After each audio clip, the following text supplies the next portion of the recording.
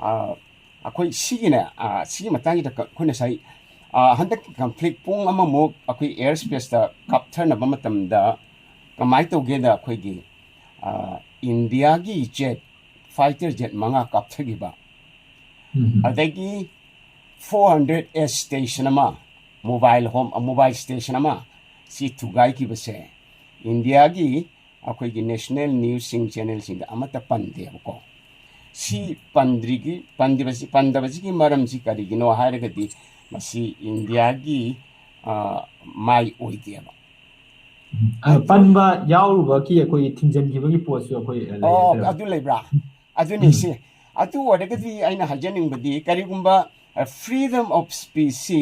ꯃꯤꯆꯝ ꯃꯤꯌꯥꯝꯗ ꯑꯍꯩ ꯑꯈꯪꯁꯤꯡꯗ ꯁ꯭ꯀꯣꯂꯔꯁꯤꯡꯗ ꯔꯤꯁꯔꯆꯁꯤꯡꯗ ꯔꯤꯄꯣꯔꯇꯔꯁꯤꯡꯗ ꯖꯔꯅꯦꯜꯁꯤꯡꯗ ꯄꯤꯗ꯭ꯔꯒꯗꯤ ꯀꯃꯥꯏꯅ ꯇꯧꯗꯅ ꯏꯟꯗꯤꯌꯥꯒꯤ ꯃꯤꯌꯥꯝꯁꯤꯅ ꯃꯉꯥꯜꯗꯣ ꯑꯆꯨꯝꯕꯒꯤ ꯃꯉꯥꯜꯗꯣ ꯐꯪꯒꯗꯧꯔꯤꯅꯣꯕ ꯀꯃꯥꯏꯅ ꯇꯧꯗꯅ ꯃꯥꯂꯦꯝꯗ ꯑꯇꯣꯞꯄ ꯀꯟꯇ꯭ꯔꯤꯁꯤꯡꯅ ꯉꯥꯡꯅꯔꯤꯕ ꯋꯥꯔꯤꯁꯤꯡꯁꯦ ꯃꯣꯏ ꯈꯪꯕ ꯉꯝꯒꯗꯣꯏꯅꯣ ꯇꯥꯕ ꯉꯝꯒꯗꯣꯏꯅꯣꯕ ꯑꯗꯨꯒꯤ ꯑꯁꯦꯡꯕꯁꯤꯡ ꯀꯌꯥ ꯑꯃ ꯂꯩꯔꯤꯕꯗꯣ ꯃꯄꯥꯟꯗ ꯂꯩꯔꯤꯕꯁꯦ ꯃꯁꯤ ꯇꯥꯗ꯭ꯔꯕꯅꯤꯅ ꯏꯟꯗꯤꯌꯥꯒꯤ ꯃꯦꯟꯂꯦꯟ ꯅ꯭ꯌꯨꯁꯇ ꯁꯨꯝ ꯐꯣꯀꯁ ꯇꯧꯔꯒ ꯇꯥꯁꯤꯜꯂꯒ ꯂꯩꯕꯁꯤꯗꯗꯤ ꯈꯨꯗꯤꯡꯃꯛ ꯍꯥꯏꯔꯛꯄ ꯃꯇꯝꯗ ꯏꯟꯗꯤꯌꯥꯅ ꯂꯣꯏꯅ ꯆꯨꯝꯃꯦ ꯍꯥꯏꯅ ꯈꯟꯕꯒꯤ ꯋꯥꯈꯜꯂꯣꯟ ꯑꯃ ꯂꯥꯛꯑꯦꯕ ꯑꯩꯈꯣꯏ ꯃꯤꯌꯥꯝꯁꯤꯗꯀꯣ ꯃꯤꯌꯥꯝꯁꯤ ꯈꯛꯇ ꯅꯠꯇꯦꯀꯣ ꯃꯁꯤꯗ ꯑꯩꯈꯣꯏ ꯄꯣꯂꯤꯇꯤꯁꯤꯌꯥꯟ ꯂꯤꯗꯔꯁꯤꯡꯗꯁꯨ ꯂꯥꯏꯔꯤꯛ ꯂꯥꯏꯁꯨ ꯍꯩꯇꯕ ꯃꯌꯥꯝ ꯑꯃ ꯌꯥꯎꯔꯤꯕ ꯏꯟꯗꯤꯌꯥꯗ ꯁ꯭ꯇꯦꯠꯇꯅꯤ ꯈꯪꯗꯦ ꯑꯗꯒꯤ ꯏꯟꯗꯤꯌꯥꯒꯤ ꯀꯦꯕꯤꯅꯦꯠ ꯃꯤꯅꯤꯁꯇꯔꯗꯅꯤ ꯈꯪꯗꯦꯀꯣ ꯌꯥꯝ ꯌꯥꯎꯔꯤꯕ ꯁꯨꯃꯥꯏꯅ ꯂꯩꯕꯅꯤꯅ ꯁꯤꯒꯨꯝꯕ ꯑꯩꯈꯣꯏꯒꯤ ꯏꯃꯦꯖ ꯑꯃ ꯑꯩꯈꯣꯏꯒꯤ ꯁꯛꯇꯝ ꯑꯃ ꯁꯥꯒꯠꯂꯛꯄꯅꯤꯅ ꯑꯦꯅꯤ ꯏꯟꯗꯤꯌꯥꯟ ꯑꯦꯛꯁꯟ ꯑꯃ ꯂꯧꯈꯠꯄ ꯃꯇꯝꯗ ꯆꯨꯝꯃꯦꯅ ꯂꯣꯏꯅ ꯈꯟꯕꯁꯦ ꯁꯤꯅꯀꯣ ꯑꯩꯈꯣꯏꯒꯤ ꯃꯤꯆꯝ ꯃꯤꯌꯥꯝꯁꯤꯒꯤ ꯋꯥꯈꯜꯗꯁꯨ ꯄꯥꯀꯤꯁꯇꯥꯟꯒꯤ ꯃꯥꯌꯣꯛꯇ ꯌꯥꯝꯅ ꯊꯤꯅ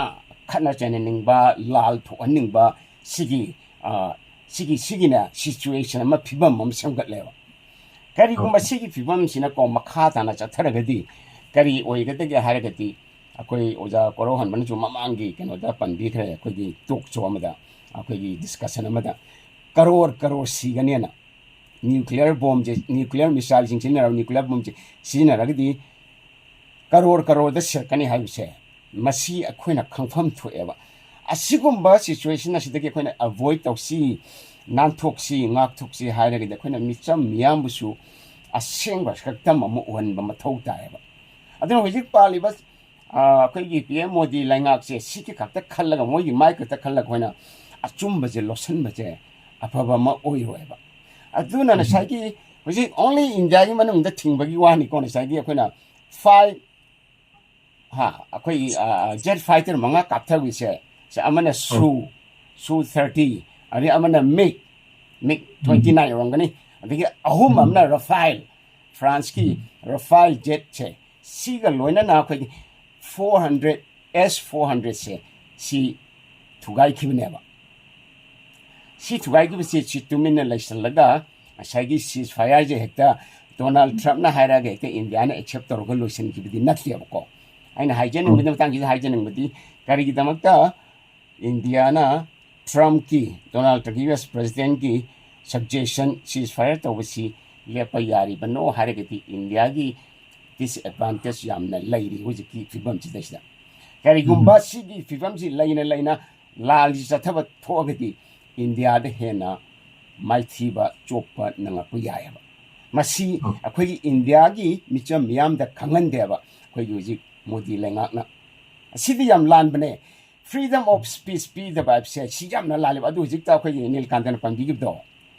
ꯑꯗꯨ ꯍꯥꯏꯔꯨꯕꯒꯤ ꯐꯥꯒꯦꯅ ꯇꯥꯟꯅꯕ ꯑꯗꯩ ꯐꯥꯕ ꯏꯚꯟ ꯍꯥꯠꯄ ꯇꯨꯞꯄꯐꯥꯎ ꯌꯥꯎꯔꯛꯄ ꯌꯥꯔꯤ ꯄꯣꯠꯅꯦꯕꯁꯦ ꯑꯣꯖꯥ ꯑꯗꯨꯕꯨ ꯑꯩꯈꯣꯏ ꯁ꯭ꯋꯥꯏꯗ ꯑꯩꯈꯣꯏꯅ ꯌꯦꯡꯕ ꯌꯥꯔꯤꯕꯗꯤ ꯍꯤꯁꯇ꯭ꯔꯤꯗ ꯔꯤꯄꯤꯠ ꯇꯧꯕ ꯃꯇꯝꯗ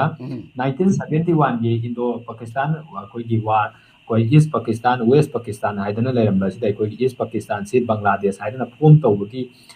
ꯃꯇꯥꯡꯁꯤꯗꯁꯨ ꯑꯩꯈꯣꯏꯒꯤ ꯃꯇꯝꯗꯨꯗ USAꯒꯤ ꯄ꯭ꯔꯦꯁꯤꯗꯦꯟꯠ ꯑꯣꯏꯅ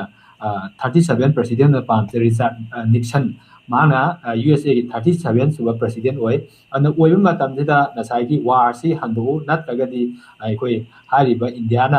ꯏꯟꯗꯤꯌꯥꯒꯤ ꯃꯥꯏꯀꯩꯗ ꯑꯩꯈꯣꯏ USAꯒꯤ ꯑꯣꯏꯕ ꯑꯀꯟꯕ ꯁꯦꯡꯁꯟꯗ ꯅꯠꯇꯅ ꯑꯀꯟꯕ ꯊ꯭ꯔꯦꯠ ꯑꯃ ꯂꯥꯛꯄꯅꯦ ꯑꯗꯨꯕꯨ ꯏꯟꯗꯤꯔꯥ ꯒꯥꯟꯙꯤꯅ ꯃꯗꯨ ꯉꯁꯥꯏꯒꯤ ꯏꯟꯗꯤꯌꯥꯒꯤ ꯖꯤꯑꯣꯄꯣꯂꯤꯇꯤꯛꯁꯇ ꯌꯦꯡꯉꯀꯥꯟꯗ ꯃꯗꯨ ꯃꯥꯅ ꯈꯣꯡꯐꯝ ꯑꯃꯠꯇ ꯑꯩꯈꯣꯏꯒꯤ ꯍꯟꯗꯕꯤꯗ ꯍꯥꯏꯔꯤꯕ ꯋꯥꯔꯗꯨ ꯃꯥꯅ thongna phana mayoknagi haitar maduna maram oirakanda India gi legacy si yamna fajaba mingchat ama akoi thamba aduna mahakchi akoi gi mayamna su Bharat ki mipum kudem su mahakchi iron lady haidana huji phawba khangnari bani sigi akoi Indira Gandhi gi oiba sumba legacy gi pochi hauji BJP akoi government hai tare India na lead tawga mena sida ubo phangdrabra haibagi pot amasu mayamda sauna hanari haitar kamai thambi sigi matangse huji matamduda oiramba phibamga huji ki phibamje yakhanai huji se karigino haragidi huji Pakistan yamna thona phana India ga lan thengnagani hana moina tawri se haidi ceasefire lor bawda ceasefire leir bawda amo etek tapchale na uja koro amna pandi gi ko adu ngama agadi karigino hagadi moi gi karigumba advantage khar lai habidu ulli ne ba adu moina karigumba tawba ngamoi da bo oiragadi moi amuk ceasefire leina moina kaisu kapsala oiba karigino haragadi Pakistan gi matung da backup lebi kanano haragadi mainland China ne ba adu China je Indira Gandhi na pani matam je China je zamane ka chuku khukan pangan ba oiram deba matam tu da kana na sula aga haidi Pakistan na chari India da mateng pang bagi phibam do leiram deba adu bu hujikti Trump na harak pachita kargumba India na inda thola ga dit karigumba Trump na su India da mateng pang atro adike adu di India gi lekna bachi loina surrounding question leirim ju che Pakistan leire Bangladesh leire ko adagi Myanmar su harau budu oide maram di Maldives ka su mari phasal la rebel group singa du India da punna namni kai tawdana akhoi gi Mizoram gi siam ga du tawdana moi gi ni ga koksandana akhoi gi akhoi unity porak na kai tawdana rebel group kra atu mai tawdana Myanmar su sawhalla ko adagi amuk China ga India ga di mamanga diga dum mari je adum fajana laktiaba adu hanadi sigi phibam je leiram te ujikti China gi power cha aduki mati kalle aduna China na akenogi USA gi mayuk ta julia panga me ujikti adu amana Donald Trump na lal je pam de ba maji lal ju pam de ba misak ne ba aduna karigumba mana India si sigi matang ki ta si noi laj makha cha ta si fire tawru taw haida se mana haining se karigumba ya daga di ko USA na su India na mateng pang ko phibam je lei to ya ba maram di India na akano USA Donald Trump ki magi moto di USA first cinema America first aduna USA first America first cinema adu atopa country da help to first na tiaba adu ki phibam du laibni na khona India na su madu indraga de huji लाल जे है ना चौक थोरकनी अदो लान है चौक थोरक मतम दा कना ना backup थोरकनी Pakistan की मखा दा चाइना लाको या चाइना सपोर्ट थोरको या मरम दी चाइना की जो एडवांटेज गाइरिम ने बा मोगी जो बिजनेस एक्सपांड तौन बा मोगी road and belt and road ची एक्सपांड तौन ना बा मोगी सी रोड लैंड रोड ची एक्सपांड तौन ना लोइना स्ट्रेटजी सी येंगा लोइना तौरगा मोइना मतेंग पाकिस्तान दा मतेंग पांगी जो मरम ले बसे सी यूएसए की प्रेसिडेंट डोनाल्ड ट्रम्प ना सी खंगे बा and sigi situations da large makha chatragadi India da adu yamna afabo oigani habigi phibam je oiroi habse I think USA president khangye ba sina maram oina man sigi proposal je pirakpane ba koi India da adu amana ayama hajoge ko ailo selege sharga kari gi damakta India na USA president Donald Trump ki advice suggestion proposal adu accept tori bano hairagadi India su masana khangjeba ai handaki matang jidi ai akoina khalli jiga Pakistan na tokthoi jiga China na tokthoi ga si ai masidi kaya afabu oiro ko haibiki wakhal si soidan India su khanglam gani ba aduna USA gi advice to tari baneba adu kari gumba ekta ngamgani na kargum ngamgada bal lairagati India na madu kasu taram dabasu yai haibidi madi khudam da karino arigadi Russia na America gi natraga atopa country gi suggestion tabi brava tadieba adumana to gudam thau dum to madam di Ukraine ga Russia ga war to matam da Russia na ngamgani magi power lai magi shakti le do leini khanban mana thauna phana dum lan do chathayeba whereas India ga Pakistan ga leina riba sigi phibam chidadi madu nateba ani mak nuclear power paina banina si retaliation di shodram to kan yamsi sigi ko akhoi gi ne si ꯑꯩꯈꯣꯏ ꯏꯟꯗꯤꯌꯥꯅꯅꯦ ꯍꯧꯖꯤꯛ ꯍꯧꯖꯤꯛ ꯑꯣꯏꯔꯤꯕꯀꯣ ꯑꯩꯈꯣꯏ ꯏꯟꯇꯔꯅꯦꯁꯅꯦꯜꯒꯤ ꯁꯤꯆꯨꯋꯦꯁꯟꯁꯦ war strategic ꯑꯃꯗꯤ situation ꯑꯃꯗꯤ ꯑꯣꯏꯔꯤꯕ ꯐꯤꯕꯝꯁꯦ ꯀꯔꯤꯒꯨꯝꯕ ꯂꯥꯜꯁꯦ ꯃꯈꯥ ꯆꯠꯊꯔꯒꯗꯤ ꯏꯟꯗꯤꯌꯥꯅ ꯃꯈꯥ ꯆꯠꯊꯔꯒꯗꯤ ꯀꯅꯥꯅ ꯀꯔꯤ ꯇꯧꯔꯛꯄ ꯌꯥꯏ ꯀꯅꯥꯅ ꯃꯇꯦꯡ ꯄꯥꯡꯉꯛꯄ ꯌꯥꯏ ꯀꯅꯥꯅ ꯏꯟꯗꯤꯌꯥꯗꯒꯤ ꯆꯠꯊꯣꯛꯈꯤꯕ ꯌꯥꯏ ꯍꯥꯏꯕꯁꯦ ꯏꯟꯗꯤꯌꯥꯒꯤ ꯐꯣꯔꯦꯟ ꯄꯣꯂꯤꯁꯤꯗ ꯌꯥꯝꯅ ꯃꯨꯟꯅ ꯈꯟꯊꯔꯒ ꯊꯕꯛ ꯇꯧꯒꯗꯕꯅꯦ ꯍꯦꯛꯇ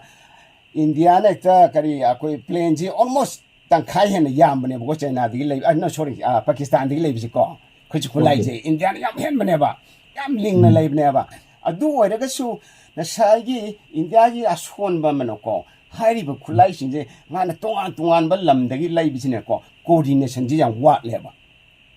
ꯁꯤꯁꯨ ꯏꯟꯗꯤꯌꯥꯒꯤ ꯂꯤꯗꯔꯁꯤꯡꯅ ꯈꯪꯐꯝ ꯊꯣꯛꯑꯦꯕ ꯑꯁꯤ ꯈꯪꯗꯕꯗꯧꯅ ꯇꯧꯋꯦ ꯃꯔꯝꯗꯤ ꯑꯃꯅꯁꯦ ꯑꯩꯈꯣꯏꯒꯤ early warning signal pibisi akhoi Israel dagi laire ko khulai se adidagi fly sina mo kano dagi laire Russia dagi mo France dagi mo laire ko adidagi mo akhoi gi 400 s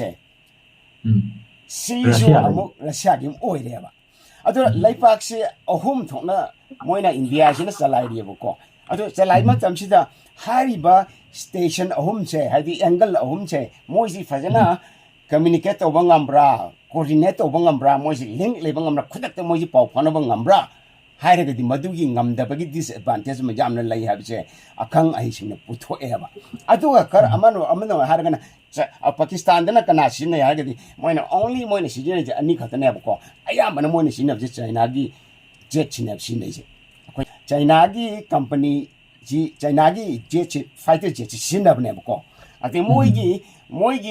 sinna na ground da chu adagi fighter jet moina sinna ni sagi communication je coordination je integration le ni coordination jam line to eba aduna pau je khudak ta phawna ba ngam eba ado sagi moina S400 kap khai gi se ko ahum kin bada jamon kasma som da ahum kin bam tam da ama thugai gi je kamai thugai gi da sagi S400 is about 250 kilometers 200 la 250 kilometer adamaina lapna ubanga maga ko sagi China gi fighter jet no ubanga madi adudagi hena sangna ubanga meba aduna matudagi mag 250 wari 200 kilometers hari madugi range to yodringai da sagi China gi flight to na effect to ngam meba adu sagi kanogi S400S na chi madu ubangam deba aduna mana kapthaba du ngam dabne tawisi okay si yamna disadvantage laibse masi akoi arang china akang ai sina loina sidai wari sana TV da tawdana sida je puntai chare aduga amana Rafael ahum kapthagi bigina France na briefing pigraba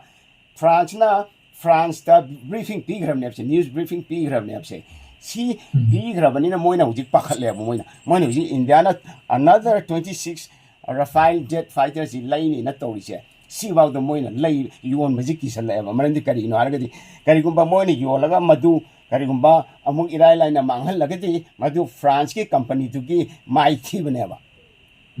atuna France tana madu ki stock market to ayo haide yaba marandi madu de moina paisa ji invest to pang taba Rafael jesi adu gan fa company ne adu France ki company France ki authority na haije France ki moi defense authority na haije kari haide da si Rafael air fighter jet fighter sigi maral natche si India gi pilot singna training yok da bagini haina dumai phungdu ena haina dumai na koi stage da koi Taiwan gi news sing da dumai loina experts in the phungdu apps stage ko aduna disadvantage kaya amasu lai advantage kaya amsu yamna khulai yamna laiba adu advantage am lai adu coordination wat gi disadvantage am lai okay India gi su